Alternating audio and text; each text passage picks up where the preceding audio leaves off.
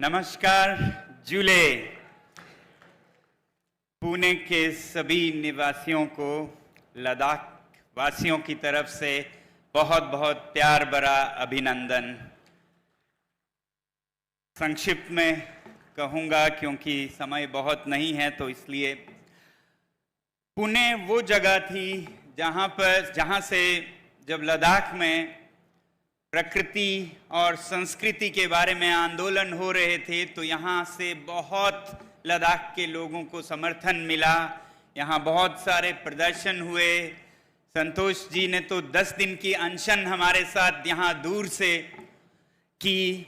तो इसलिए लद्दाख वासी सिर्फ लोग नहीं, वहाँ के पशु पक्षी, कीड़े मकोड़े, पेड़ पौधे, फूल, जंगल, झील, नदियां, हिमनद, ग्लेशियर, सब आपका धन्यवाद करते हैं। धन्यवाद, बहुत बहुत धन्यवाद। मैं पिछले महीनों से जाकर हर जगह धन्यवाद ज्ञापन कर रहा हूं और आज फिर आप लोगों का धन्यवाद करता हूं कि देश के जब एक सुदूर हिस्से में लोग समस्याओं का सामना कर रहे हैं तो आप हमारे लिए आवाज़ उठा रहे थे, हमारी आवाज़ में आवाज़ मिला रहे थे। और आज बहुत खुशी हुई यहाँ आप लोगों से फिर मिलकर गांधी जी के विचारों के बारे में जो सम्मेलन हो रहा है, क्योंकि लद्दाख की ये जो संघर्ष थी ये गांधी जी के पद चिन्हों पर चलकर हो रहा था। तो आजकल मैं जहाँ भी गांधी जी का नाम सुनता हूँ तो चल पड़ता हूँ। इसीलिए जब लगभग 1.5 महीने पहले मुझे इस समारोह के बारे में बताया गया तो मैंने कहा मैं ज़रूर आऊँगा। तो आज मैं यहाँ हूँ और आप सबके बीच बहुत बहुत खुशी महसूस हो रही है। यूँ मैं कोई गांधी विशेषज्ञ गांधीयन भी नहीं हूँ, मैं तो एक एक्सीडेंटल गांधीयन हूँ। क्योंकि लद्दाख के पहाड़ों में मुझे बहुत ज़्यादा ज्ञान नहीं था। बस साधारण पुस्तकों में हर बच्चे की तरह पढ़ता था, मगर जीवन में ऐसी घटनाएं घटी कि जिसमें जिस तरह के प्रतिक्रिया या कार्यवहन हमने किया वो खुद ही गांधी जी के कदमों से मिलते जुलते दिखने लगे। तो हालांकि मैं इंजीनियरिंग कर रहा था, मैकेनिकल इंजीनियरिंग, मेरा सामना शिक्षा की हालत से हुई, देश की और ख़ासकर हमारे प्रांत की, जहां शिक्षा की हालत बहुत खस्ता थी। वैसे पूरे देश में भी अच्छा नहीं है, मगर वहाँ बहुत ही खराब थी। और वो भी मुझे ना पता चलता यदि ऐसी एक छोटी सी घटना न घटती। मेरे कॉलेज के दिनों में जब मैं इंजीनियरिंग पढ़ रहा था तो मैं ज़रा ज़िद्दी रहा हूँ, थोड़ा सनकी भी रहा हूँ। शायद गांधी जी भी बड़े ज़िद्दी थे। तो इंजीनियरिंग करते करते मेरी इंजीनियरिंग करने की वजह थी कि मुझे सूर्य के प्रकाश, लाइट, ऑप्टिक्स, प्रकाश से बहुत प्रेम था, जिज्ञासा थी। तो पूछते पूछते मैंने मैकेनिकल इंजीनियरिंग को चुना था नेशनल इंस्टीट्यूट ऑफ टेक्नोलॉजी में। और फिर पहला साल तो बहुत शांति से गुजरा। मैं अपने पिताजी से छुपाता था कि मैं क्या पढ़ रहा हूँ, कहीं वो मेरे पढ़ाई पे हावी ना हो जाएं जैसे माता पिता होते हैं। मगर पहला साल जब इंजीनियरिंग का ख़त्म हुआ तो उन्होंने पूछ ही लिया क्या पढ़ रहे हो तुम इंजीनियरिंग में। तो मैंने कहा मैकेनिकल इंजीनियरिंग। तो वो बोले मैकेनिकल इंजीनियरिंग, इसका लद्दाख जैसे इलाके में कोई काम नहीं है, तुम्हें सिविल इंजीनियरिंग करनी है। सिविल इंजीनियरिंग, वो क्यों? तो बोले इसका स्कोप है, मैकेनिकल का कोई स्कोप नहीं है। मैंने कहा मैंने तो किसी स्कोप के लिए इंजीनियरिंग नहीं चुनी थी, मुझे तो प्रकाश से प्रेम है। तो बोले बचकानी बातें मत करो, सिविल इंजीनियरिंग चुनोगे। मैंने कहा नहीं मैकेनिकल। बोले नहीं, सिविल, मैकेनिकल, सिविल। इसी पे बात बढ़ती गई और अंत में वो बोले अगर ये करोगे तो तुम अपने खर्चे पे करोगे, मुझसे कुछ उम्मीद नहीं करना। अब यूं तो मेरे ख्याल से पीछे मुड़ के देखूं तो वो मुझे डरा रहे थे, और माता पिता मेरे ख्याल से आपके निश्चय का, दृढ़ निश्चय के सबसे अच्छे इम्तिहान होते हैं। अगर आपका निश्चय दृढ़ है तो फिर आपकी चलती है, वो बाद में मान जाते हैं और खुश भी होते हैं। और अगर आपका निश्चय दृढ़ नहीं है तो बेहतर है उनका ही चले। ये तो मुझे बाद में पता चला, मगर उन्होंने शायद सोचा था कि ऐसा कहूँगा तो ये चुपके से सिविल इंजीनियरिंग करेगा। मगर ये बात चल रही थी तो मेरे अंदर से कोई आवाज़ आई और मैं उठ खड़ा हुआ और बोला उनको हैरान करते हुए, फिर धन्यवाद, मैं मैकेनिकल इंजीनियरिंग ही करूँगा, और बाहर निकल पड़ा घर से। जी, ये तो आसान था, मगर बाहर सीढ़ियों पर बैठकर सोचने लगा अब क्या, 3 साल की इंजीनियरिंग बची है और ये कोई सस्ता नहीं होता, तो कैसे करूँगा। तब सोचने लगा मैं क्या कर सकता हूँ कि मैं अपना खर्चा भी उठाऊँ पढ़ाई का, मगर मैं करूँगा वही जो मैं करने निकला हूँ। तो मैं कुछ काम खास तो कर नहीं सकता था, दुर्बल था, ईंट पत्थर तो नहीं ढो सकता, मगर मेरी रुचि विज्ञान और गणित में थी, तो मैंने सोचा मैं बच्चों को जाके पढ़ाऊँगा लद्दाख में। तो मैं चल पड़ा शिक्षकों से अनुमति लेकर छुट्टियों में जब हमारे सारे बच्चे इंडस्ट्रियल टूर पर, औद्योगिक पर्यटन पर जाते थे, तो मैं अनुमति लेकर लद्दाख चल पड़ा, वहाँ बच्चों को पढ़ाने लगा। और उस समय के जो कोचिंग ट्यूशन के बहुत बुरे क्या कहें प्रणाली चल रही थी शहर में, उसको तोड़ते हुए बहुत कम पैसे में बच्चों को पढ़ाने लगा और बहुत ही सृजनात्मक, क्रिएटिव तरीकों से पढ़ाने लगा। और बच्चे देखते ही देखते इतने आए कि मैं 1-1.5 महीने में लखपति बन गया।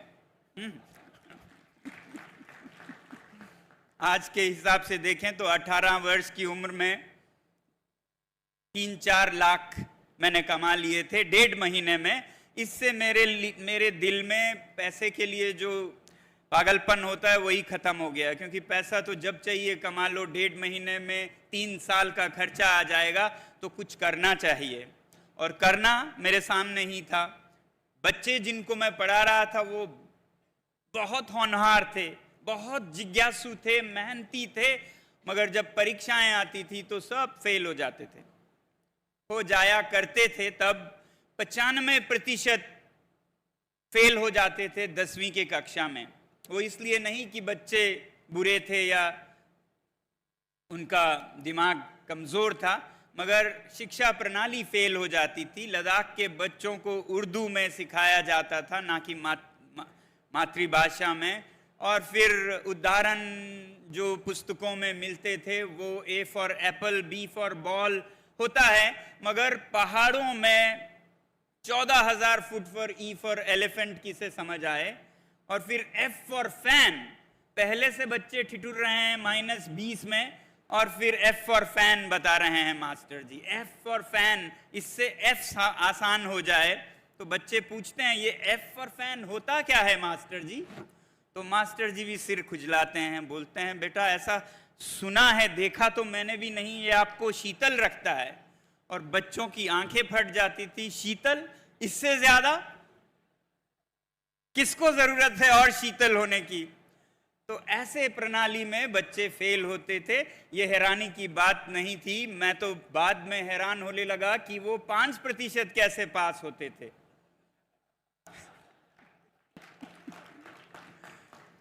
तो जो भी हो, उनको सिखाते सिखाते शिक्षा से मेरा जुड़ाव हो गया, और अब मैं सोचने लगा कि शिक्षा में सुधार लाने की ज़रूरत है। और शिक्षा में सुधार लाने के बारे में योजनाएं बनाने लगा। इंजीनियरिंग तो चलता रहा, मेरा पहला प्रेम था, मगर शिक्षा और ज़्यादा अर्जेंट था, जलता हुआ आग था मेरे लिए सामने बच्चों की हालत देखकर। तो जब इंजीनियरिंग ख़त्म करके मेरे दोस्त कैलिफोर्निया में सिलिकॉन वैली जा रहे थे, मैं वापस लद्दाख गया शिक्षा में सुधार लाने के लिए। और फिर देखने लगा कि शिक्षा का कुछ मतलब ही नहीं है, हर चीज़ को जप रहे हैं, रट रहे हैं, समझ कुछ भी नहीं रहे हैं, सब कुछ कागजी है, कागजी ज्ञान, कागजी इम्तिहान, कागजी डिग्री, सब कुछ कागजी, सच में कुछ भी नहीं है। तो फिर हमने एक नया विद्यालय खोलने की सोची जहाँ पर हर चीज़ करके सीखें और बच्चे जब सबक या लेसन्स भूल जाएं तो उन्हें ना डांटें, बल्कि जो लेसन्स हैं उनको अनफॉरगेटेबल बनाएं rather than scolding them for forgetting their lessons. तो लेसन्स को कैसे अनफॉरगेटेबल बनाया जाए, कैसे वो अभ्यास अनुभव के स्तर पर सीखें, सिर्फ दिमागी नहीं हो, हाथों से सीखें, उंगलियों से सीखें, दिमाग और दस्त, सिर्फ हेड अकेला नहीं हो, हैंड्स भी हो, हाथों से भी सीखें।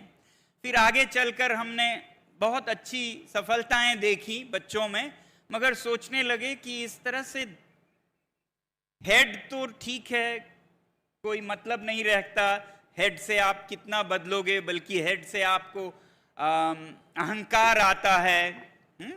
और हाथों से जब करें तो दुनिया बदलता है, मगर सिर्फ हाथों पर ही रखें शिक्षा को सीमित तो वो भी काफ़ी नहीं है, क्योंकि हाथों का हुनर तो जेब कतरों के पास भी होता है। तो इन्हीं दो से अगर शिक्षा हो जाए तो फिर वो बहुत शिक्षित हो गए, दिमाग और दस्त से ही, हेड और हैंड से। तो अगला, दिल करुणा से भरा हो, हार्ट की शिक्षा भी होनी चाहिए, हम ये सोचने लगे।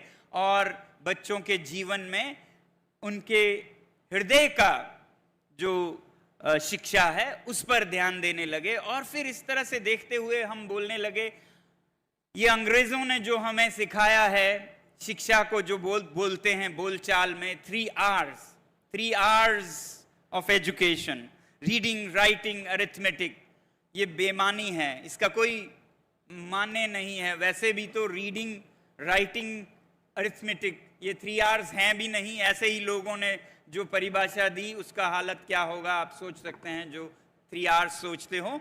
तो हमने कहा 3 H's होने चाहिए, 3 H's, head, hands and heart. अब संयोग की बात, आज से कोई 35 साल पहले एक शिक्षाविद आए हमारे विद्यालय में और बोलने लगे, अरे आप लोग ये 3H जो बोल रहे हैं, ऐसा ही गांधी जी ने भी कहा था नई तालीम के बारे में, वर्धा में 3H की बात की। और हमें बहुत खुशी हुई कि हम शायद सही रास्ते पे ही हैं, कि गांधी जी ने भी इन्हीं दिशा में अपने विचार रखे। तो इस तरह से एक्सीडेंटल एक गांधीयन हम खुद को पाने लगे, अरे ऐसा उन्होंने भी सोचा था। वैसे ही जब आगे चलकर शिक्षा को उसकी माने, उसकी अर्थ क्या जीवन में है और पृथ्वी पर है वो देखने लगे, तो उसमें हम बहुत कमी पाने लगे। शिक्षा केवल एक आर्थिक अभ्यास सा दिखने लगा, सिर्फ जीविका के लिए, लाइवलीहुड, इकोनॉमिक्स, कॉमर्स के लिए, सिर्फ पैसे कमाने के लिए। और इस पैसे कमाने की शिक्षा में जो पर्यावरण है उसका विनाश हो रहा है। तो इकोनॉमिक प्रॉस्पेरिटी के लिए आप शिक्षा ले रहे हैं, मगर इकोलॉजिकल हार्मनी जो है, पर्यावरण का जो संतुलन है, वो बिगड़ता जा रहा है। तो ये शिक्षा भले ही कभी काम आया हो, जब लोगों के पास खाने के लिए रोटी नहीं थी, पहनने के लिए कपड़े नहीं थे, मकान नहीं थे, मगर आज लोग खाना ज्यादा खाकर मर रहे हैं, भूख से भी ज्यादा। आज दुनिया में लोग ओबेसिटी और एक्सेसिव फूड से मर रहे हैं। आज जो हम जीवन शैली जी रहे हैं उसके कारण पृथ्वी का विनाश हो रहा है। तो इस शिक्षा में भी बदलाव आनी चाहिए, पर्यावरण मुखी होनी चाहिए। तो देखा गांधी जी ने भी इन्हीं बातों पर जोर दिया जब उन्होंने कहा कि there is enough in the world for everyone's need, but not enough for everyone's greed. कि दुनिया में सबकी जरूरतें पूरे करने के लिए हैं, मगर सबकी लालच पूरा करने के लिए काफी नहीं है। या जब उन्होंने कहा, जब उनसे पूछा गया कि क्या अब आप आजाद भारत को ब्रिटानिया जैसा बनाना चाहते हैं, अब तो आप आजाद हैं, तो वो बोले ब्रिटानिया को ब्रिटानिया बनने में पूरी पृथ्वी की जो संसाधन है वो शोषण करना पड़ा। अगर भारत जैसा देश यूनाइटेड किंगडम जैसा बनना चाहे तो 5 पृथ्वियों की आवश्यकता होगी। कहां से लाएंगे हम 5 पृथ्वियां? तो ये भी बिल्कुल वही था। पर्यावरण के बारे में दुनिया से दशकों बल्कि शतक पहले वो पर्यावरण का सोच रहे थे। या फिर जब उन्होंने कहा live simply so that others में सिंपली लिव, सादगी भरा जीवन जिएं, ये बहुत ही अग्रगामी विचार हैं, प्रोग्रेसिव हैं। आज दुनिया में आप देखेंगे पर्यावरण पर बहुत लोग बातें करते हैं। अमेरिका से लेके यूरोप से जो बुद्धिजीवी माने जाते हैं वो सब लगे हुए हैं पर्यावरण के लिए कोई समाधान निकालें जो विनाश हो रहा है।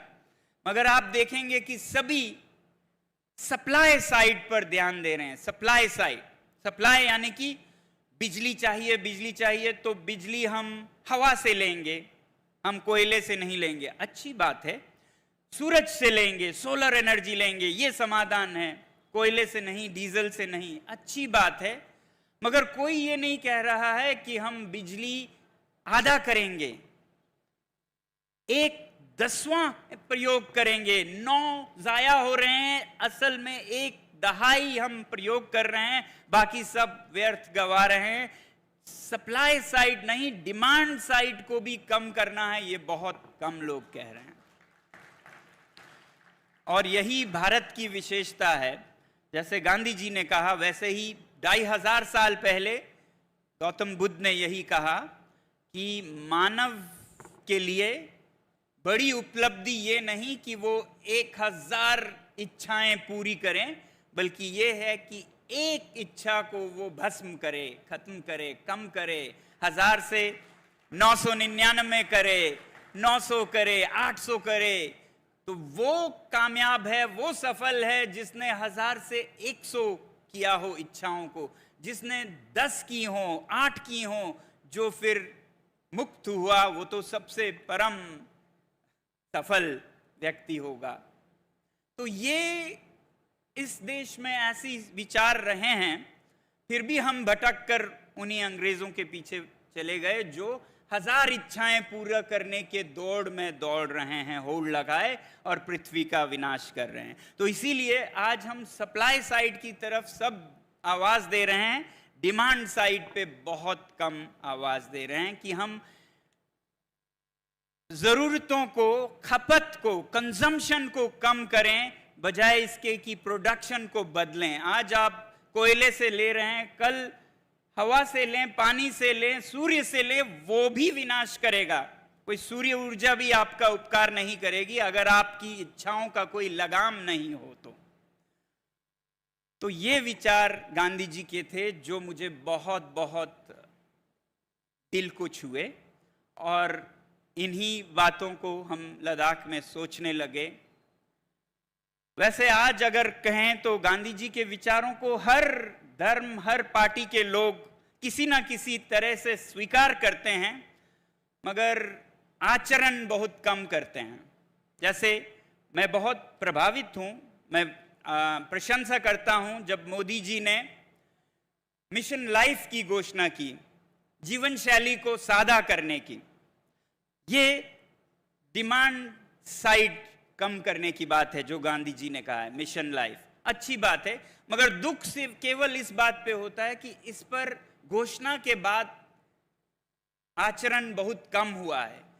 सच पूछें तो ये दुनिया को एक रास्ता दिखा सकती है कि हम सादा जीवन अपनाएं, भारत से एक संदेश जा सकता है, मगर फिर भारत में तो पहले इस पर आचरण हो ना।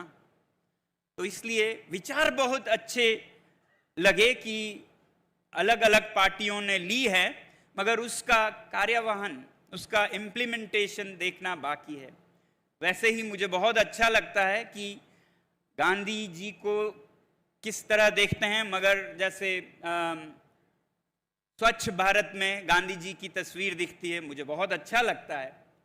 तो हर पार्टी को इनके विचारों से सीख लेने की ज़रूरत है, और जो ले रहे हैं उनकी प्रशंसा करता हूँ। ऐसा नहीं है कि ये पार्टी विरोध में है और ये पार्टी बहुत समर्थन में है। हर पार्टी में मैं क्या कहेंगे, दोगलापन देखता हूँ। जैसे भारतीय जनता पार्टी ने स्वच्छ भारत में गांधी जी के विचारों को लिया, तो दूसरी तरफ कांग्रेस पार्टी ने भी कोई खास गांधी जी के विचारों को अपनाया, ऐसा मुझे नहीं दिखता। मुझे दुख होता है कि जब आज़ाद हुए तो गांधी जी के विचारों पर भारत को आगे बढ़ाते, वो नहीं बढ़ाया गया। बेहतर होता कि ग्राम स्वराज हम आज़ादी के बाद ही करते। 45 साल लगे पंचायत बनने में, जो 73rd अमेंडमेंट है। तो हर पार्टी ने कुछ कोशिशें की और कुछ हम निकम्मे साबित हुए। इसलिए ये सिद्धांत जो गांधी जी ने दी, उन पर कम से कम भारत में सही मानों में आचरण करने की जरूरत है। तभी शायद हम आज के दुनिया में ऐसे विचारों के साथ ही विश्व गुरु बन सकते हैं।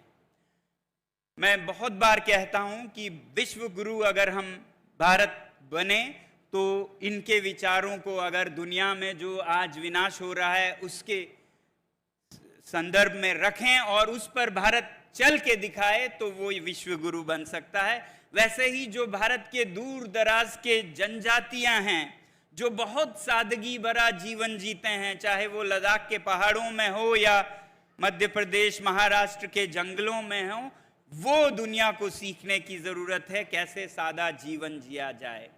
तो केवल नाम मात्र में नहीं, काम में गांधी जी के विचारों को उतारने की जरूरत है, और ये हर एक पॉलिटिकल पार्टी को जरूरत है, किसी एक या दो की बात नहीं है। किया है तो कईयों ने किया है, नहीं किया है तो सबने नहीं किया है।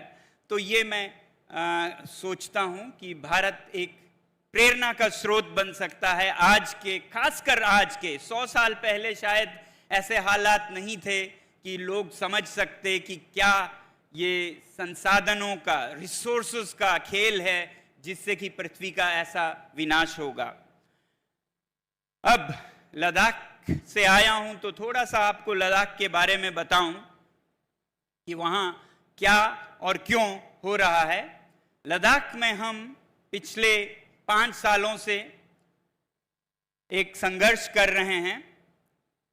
आपको याद होगा 2019 में लद्दाख एक यूनियन टेरिटरी बनाया गया, जो कि लद्दाख की बहुत देरीना मांग थी, 70 सालों से लगभग। यूनियन टेरिटरी अचानक बन गया, जिसकी लोगों को बहुत खुशी हुई, बहुत कृतज्ञ भी हुए। मगर देखते हैं कि इसके साथ ही जो संरक्षण हमारे पर्यावरण को, हमारे संस्कृति को मिलती थी, वो सब खत्म हो गए हैं, और 370 के साथ। और अब वहाँ के पहाड़, वहाँ के वादियाँ, वहाँ के नदियाँ, वहाँ के ग्लेशियर एक खिलवाड़ का मैदान बन जाएगा बड़े बड़े उद्योगों के लिए। तो लद्दाख के लोगों ने पहले से ही 2 चीज़ों की आशा कर रखी थी। एक तो ये कि जब वो खुद से यूनियन टेरिटरी बने, तो क्योंकि लद्दाख के लोग 95% जनजातीय हैं, तो उन्हें भारतीय संविधान अनुसार 6th शेड्यूल जिसे कहते हैं, 6वीं अनुसूची के संरक्षण दिए जाएंगे। और दूसरा कि ये यूटी विद लेजिस्लेचर होगा, यानी कि लोकतंत्र भी होगी। मगर नहीं, उसी समय सरकार की तरफ से, रूलिंग पार्टी की तरफ से बहुत उनकी ही तरफ से बात रखी गई कि लद्दाख को 6वें शेड्यूल में ही संरक्षण दिया जाएगा। लोगों की खुशी का ठिकाना नहीं रहा कि यूटी भी बना रहे हैं और 6वां शेड्यूल भी दे रहे हैं। 6वां शेड्यूल वैसे कोई चांद सितारा नहीं है, ये एक लोकतंत्र का रूप है जिसमें कि जिले के स्तर पर आपको नियम बनाने के अधिकार दिए जाते हैं, खासकर जनजातीय क्षेत्रों में। जिले के स्तर पर ही आपको एक तरह का जिसे क्या कहते हैं, असेंबली या सभा काउंसिल होती है, जिसमें चुने हुए प्रतिनिधि अपने संस्कृति के बारे में, अपने प्रकृति, जमीन, नदी, इनके बारे में वो नियम बना सकते हैं। तो कोई बहुत बड़ी बात नहीं थी, भारतीय संविधान का ही हिस्सा था और उन्होंने बड़े सभाओं में ये वचन दिया कि लद्दाख को हम ऐसा ही देंगे। बल्कि जनजातीय मंत्रालय के मीटिंग मिनट्स में भी ये छपा हुआ है कि लद्दाख को हम 6वां शेड्यूल देने का विचार कर रहे हैं। और फिर 2 चुनाव हुए, 2019 का संसदीय, उसमें पहले 3 बिंदुओं में रखा गया कि लद्दाख को 6वीं शेड्यूल देंगे। उसके बाद प्रतिष्ठित चुनाव हुए लद्दाख के काउंसिल की, हिल काउंसिल एक है वहाँ, उसमें तो और पहले नंबर पर कहा गया कि लद्दाख को हम 6वां शेड्यूल ही दे रहे हैं। तो सब ने बहुत ही कृतज्ञ से वोट दिया और जिताया कि जिन्होंने हमें 70 साल बाद अलग एक यूटी बनाया, जो कि बहुत पुरानी मांग थी कि लद्दाख बहुत अलग है संस्कृति, जम्मू और कश्मीर से नहीं मिलता है, ना ही भौगोलिक ना ही सांस्कृतिक, तो इसे अलग व्यवस्थापन दिया जाए, वो दिया। और साथ में 6वें शेड्यूल का वादा भी। तो 2 चुनाव जीते अभी की जो रूलिंग पार्टी है, मगर उसके बाद 1 साल बीतने लगा, खामोशी सा छा गया, 1.5 साल सन्नाटा छा गया। 2 साल बाद 6वां शेड्यूल कोई जुबान पे ले तो उसके पीछे पुलिस लग जाती थी, ऐसा होने लगा। तो जो वचन था उसी को याद दिलाना एक जुर्म सा बन गया कि 6वां शेड्यूल कैसे आपने कहा। बच्चों को पकड़कर पुलिस थाने लेने लगे जब बच्चे 6वां शेड्यूल याद दिलाने लगे, युवा। तो ऐसे हालत होने लगी। हम बहुत हैरान हुए, परेशान हुए कि ऐसा क्या हुआ कि इतना बड़ा वादा किया, बड़े बड़े चुनाव जीते गए और अब वादों को याद दिलाना भी एक जुर्म बन गया। अभी भी कोई वक्तव्य औपचारिक नहीं है कि क्यों नहीं दिया जाएगा, या कारण कि क्यों लिखित में कहा गया था और अब क्यों नहीं दिया जाएगा, ऐसा कोई औपचारिक नहीं है। तो लोगों की समझ यही बनती जा रही है कि इस बीच जो बदलाव आए उन्हीं के कारण ये हटाया जा रहा है। बदलाव क्या आए कि इस बीच लद्दाख में एक बहुत बड़े बड़े परियोजनाओं की घोषणाएं होने लगी, जिनमें कि दुनिया का सबसे बड़ा बिजली की परियोजना है, सोलर है, सूर्य ऊर्जा से है, जो कि अच्छी होनी चाहिए, मगर सूर्य ऊर्जा को कैसे किया जाए, कहां किया जाए, इसमें लोगों की भागीदारी बिल्कुल नहीं है। जहां पर हमारे चरवाहे पहले से ही भारत के लिए बहुत बड़ा राजस्व कमाते हैं, विदेशी मुद्रा कमाते हैं, पश्मीना जो कि दुनिया की सबसे बेहतरीन रेशा है, वो जहां उत्पादन होता है, उन्हीं चरवाहों को भगाकर वहां पर दुनिया की सबसे बड़ी बिजली घर आएगी। इसे उर्दू में कहते हैं अहमद की टोपी मोहम्मद के सर। क्या फायदा हुआ आप इसको, या लद्दाखी में ये भी कहते हैं मछली को मार के कुत्ते की जान बचाना। चरवाहों को मार के आप पंजाब में बिजली देंगे तो क्या मतलब हुआ? आप विदेशी मुद्रा को खत्म करके देश में बिजली का जो वेस्टेज हो रहा है वो और बढ़ाएंगे। क्योंकि हमने देखा जब हम पदयात्रा पे आए तो बिजली का होता क्या है हमने देखा। दिल्ली में, चंडीगढ़ में लोग 45 डिग्री के गर्मी में अंदर रजाई पहनकर सोते हैं, कंबल पहनकर, एयर कंडीशनर को 18 डिग्री करके। तब बहुत दुख हुआ कि हमारी बिजली जो कि हमारे लोगों के जीवन को खतरे में डाल के तहस नहस करके जो बिजली बनेगी, वो अगर किसी अस्पताल में काम आती, समझ आता, लोग इस तरह से व्यर्थ करेंगे, तो ऐसा तो नहीं होना चाहिए। तो वो बिजली कितना बने, कहाँ बने, कैसे बने, स्थानीय लोगों की तो कुछ सहभागिता हो। तो यही 6वां शेड्यूल देता है अधिकार कि आपसे पूछकर होगी। और लद्दाख के लोग कभी सूर्य ऊर्जा के परियोजनाओं को ना नहीं कहते, वो देश के लिए जान देने के लिए तैयार रहे हैं हमेशा। तो क्या बिजली नहीं देंगे? देंगे, मगर उनसे भी पूछ के लीजिए कि यहाँ कोई नहीं चराता है, यहाँ से लीजिए, यहाँ ना लीजिए, ऐसा कुछ नहीं, यहीं से लेंगे और लेके रहेंगे। इस तरह से जबरदस्ती अगर करेंगे तो लोग फिर संघर्ष के लिए बाहर निकलेंगे ही। तो ऐसी परियोजनाएं जो कि दुनिया की जो अभी तक सबसे बड़ी है उससे 3 गुना बड़ी होगी, 13,000 मेगावाट की, 150 वर्ग किलोमीटर का। तो ऐसे बहुत परियोजनाओं का लाइन लगा है।